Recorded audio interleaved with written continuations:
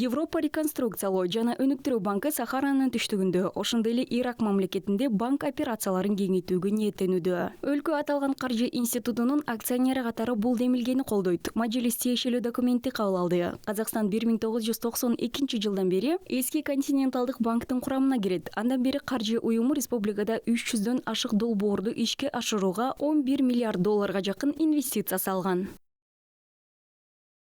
Африка елдерinin банк операциялары камтылган. Африка өлкөлөрүнүн банктык операциялары чөйрөсүнө кириши биздин өлкөгө миллиардтан ашык калкы бар өлкөнүн масштабдуу долбоорлоруна инвестиция тартуу, байланыштарды түзүү үчүн жаңы мүмкүнчүлүктөрдү ачат. Макулдашуунун биринчи беренесине тиешелүү түзөтүүлөрдү киргизүү Казакстан менен Европа реконструкциялоо банкынын ошондой эле Африка жана Жер ортолук деңизинин өлкөлөрү менен кызматташууну чыңдоого өбөлгө түзөт. Нагайтууга акпал этетін болады. Ошондой эле мажлис аква өстүрүү тууралуу мыйзам долбоору жана аны коштоочу документ биринчи окууда кабыл алды. Максаты балык азыктарынын экспортун көбөйтүү жана импортты алмаштыруу болуп саналат. Документте өлкөдөгү балык чарба ишканаларын кеңейтүү, жаңы субъекттерди түзүү, илимий изилдөөлөрдү жүргүзүү жана тармакка инвесторлорду тартуу механизмдери камтылган.